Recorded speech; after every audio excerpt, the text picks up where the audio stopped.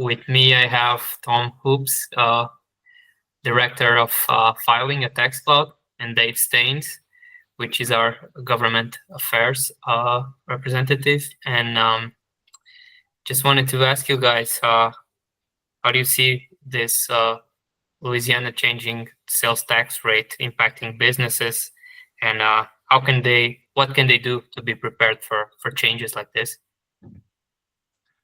Yeah, thank you, Nino.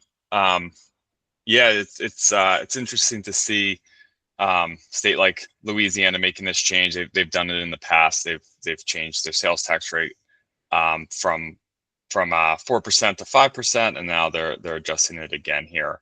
One of the things I think is interesting about it is seeing that they're also changing their income tax, and they're lowering their income tax, and they're trying to make that tax up with their sales tax. So going to be interesting to see how much they do get from this, and how much expanding their tax base to include some of these digital products, kind of how that's going to affect how much revenue they're going to drive in with this increase here. Yeah, it sounded like it was more of a reason to not grow their deficit, and so although it was set to change, it sounded like that was more of the path that they wanted to go, was increase sales tax to protect the deficit and decrease income taxes. Any idea on how we can support this businesses when changes like this happen, like overnight?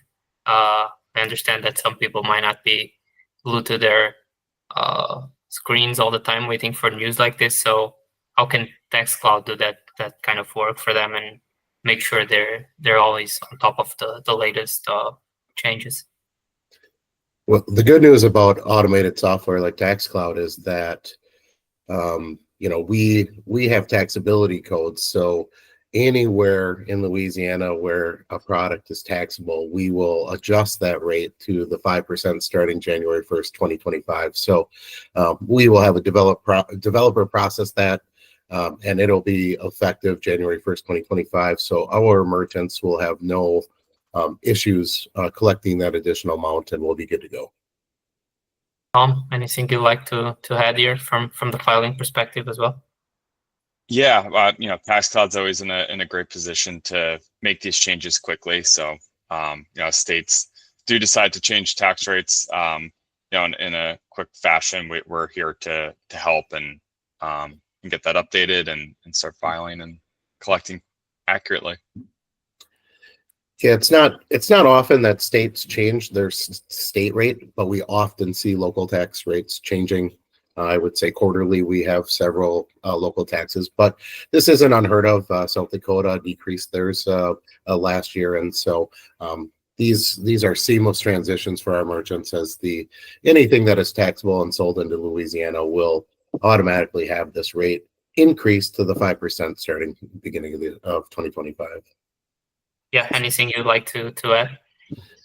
Another piece of legislation that was passed in Louisiana was a statewide exemption for feminine hygiene products and diapers. The key about this is really simplification, because previously it was those two items were exempt for state tax. However, the locals had the ability to tax them as they saw fit. And so it really creates a lot of complexity when you have locals with a different tax base than the state in general. So by exempting this from local taxes, it brings the entire state in accordance with that these two products are exempt statewide. And it's really helpful for not only us software providers and programming, as it's a lot simpler, but then our merchants aren't struggling to figure out which locality might tax a particular product or exempt it. Perfect. I also think it's interesting because Louisiana already has one of the largest tax rates in the state or in the country when you put together the state rate and then the local rates. So to have the rate go up even higher, just kind of interesting to see, and interesting on like the strategy of Louisiana to lower income tax and start taxing on the getting the tax back on the sales tax. And it might be interesting to see if that's a trend that we see kind of going forward in other states. Yeah, and one trend with these two bills that Louisiana passed is the digital goods portion, as they began imposing tax on certain digital goods that they previously didn't do. So that'll also, hit the 5% and the locals as well.